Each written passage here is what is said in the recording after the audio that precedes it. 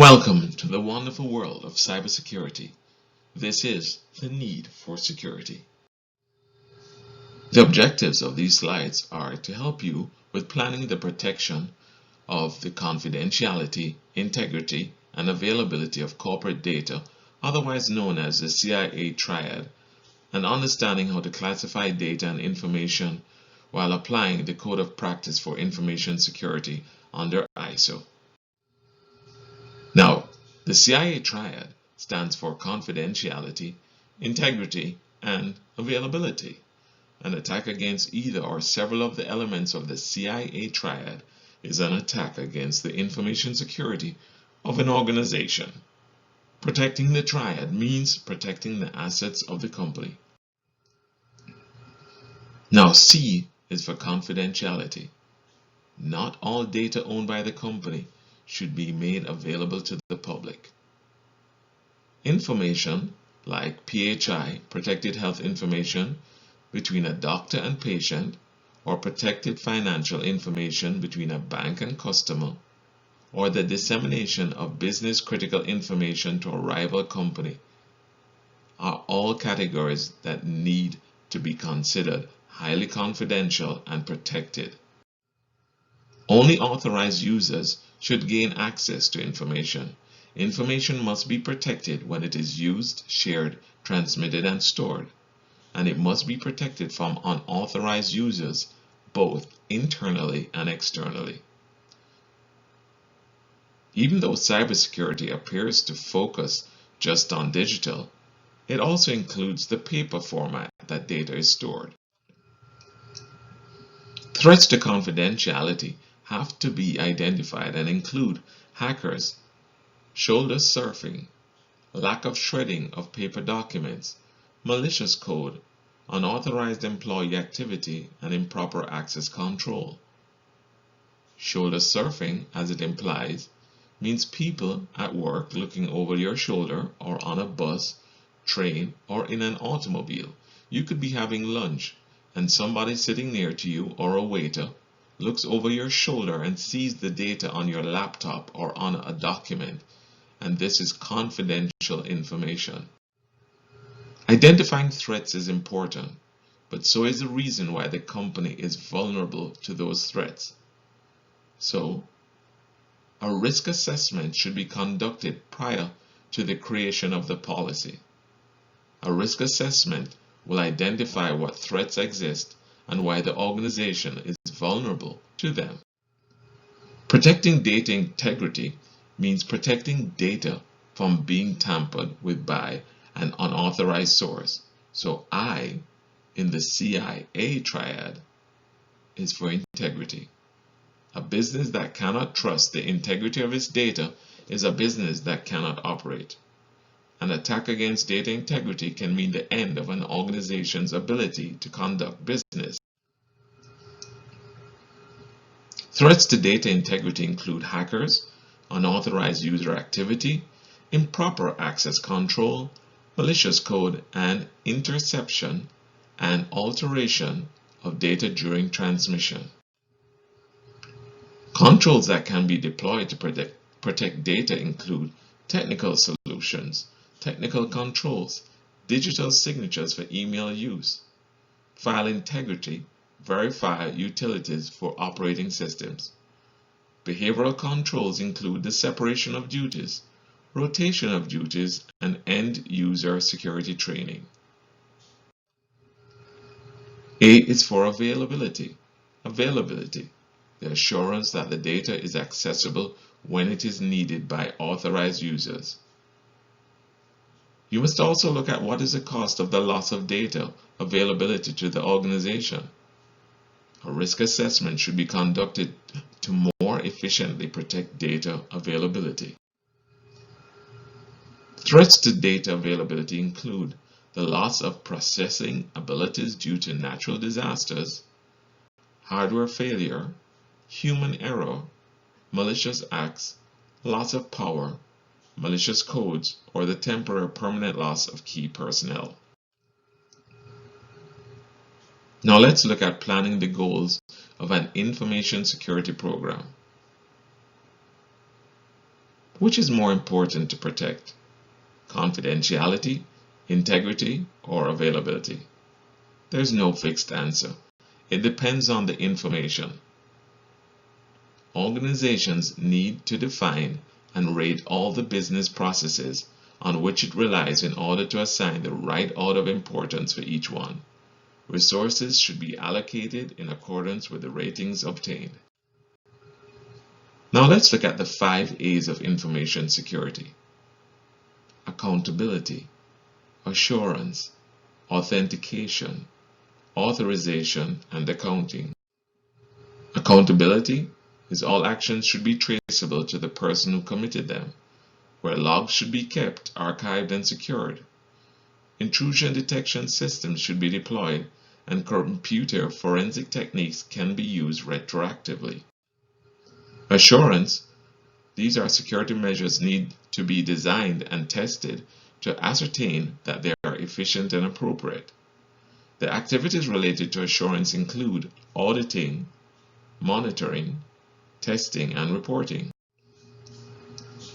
For authentication, this is the cornerstone of most network security models.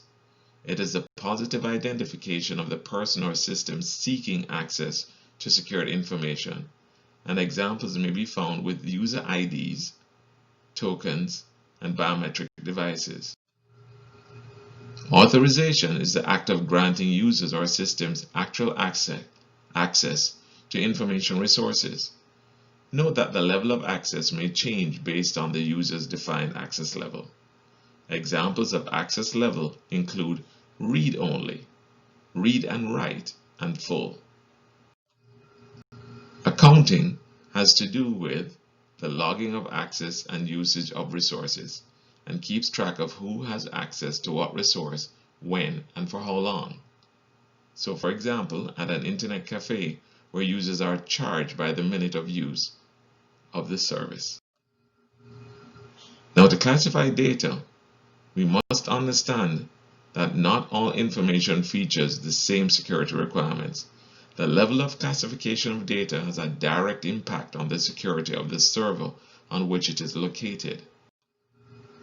Each company can customize their own data classification model to better serve their security needs. The most common classification system includes 3 levels: confidential, sensitive, and public. Confidential means not to be shared with the public, not to be shared with all employees, and only should be made available to a small subset of authorized employees. Sensitive data is not to be shared with the public. It's available on a need-to-know basis and usually available to more employees than confidential information. The unauthorized disclosure could harm the company. Public data can be shared with the public, and disclosure of this data would not bring harm to the organizations. These could include like an official price list or a published list of service phone numbers.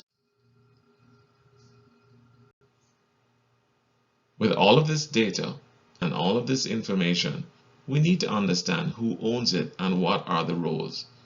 Many are confused as to who the owner of information is, which can endanger the confidentiality of this information.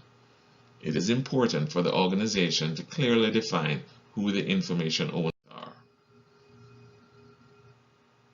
Now, when we look at the ISO, which is the Code of Practice for Information Security Management, we can see that there is a framework of information security where recommendations are applicable to public and private organizations of all sizes. The official definition of the ISO standard gives recommendations for information security management for use by those who are responsible for initiating, implementing, or maintaining security in their organization. Now, ISO was started as a British document in 1989, was proposed as an international standard after 2 revisions in 1997 and 1999, and adopted by the ISO in August 2000. ISO has been adopted internationally. The security policy domain focuses on providing direction and support for the information security program. It emphasizes the importance of a visible leadership and involvement of senior management. This involvement should impact the following processes: establishing a policy, the direction of the information security program, a commitment to protecting physical and logical resources. The organizational domain, using 10 security domains of the ISO 17799-2000. This focuses on establishing and supporting a management framework to implement and manage information security within, across, and outside the organization. It looks at inward-facing controls and outward-facing controls. There is an asset classification and control domain, which requires an accurate inventory of all information security assets. They should be classified to receive the appropriate level of protection. Information assets include intellectual property, raw data, mined information, and software. Organizations also need to control the information for personnel security, personnel screening, acceptable use and confidentiality agreements. Employees should be trained to be security conscious and ready to handle incident response situations. ISO also requires an understanding of the physical and environmental security domain, which is on designing and maintaining a secure physical environment, controlling the physical security perimeter and entry, and also creating secure offices and rooms, and deploying physical access controls. Communications and operations management domain focuses on secure operations of information processing facilities. It includes detailed operating instructions and incident response procedures. The technical controls include IDS, antivirus, backup, auditing, logging, and system monitoring. Encryption for transmitted information. Now, when we look at the access control domain, the goal is to prevent unauthorized access to information systems. It defines the access control policy, user authentication and access management, network access controls, and operating system access controls. This also applies to mobile computing. The system development and maintenance domain is defined at the genesis of the product development cycle.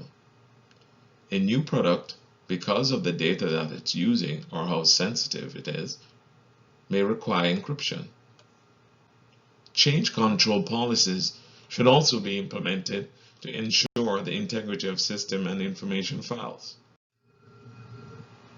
Business continuity, which is a critical process, has to be protected from the effect of disasters. This focuses on data and system availability. It identifies the impact of events that cause interruptions of business processes. It designs the response, recovery, and continuity plan.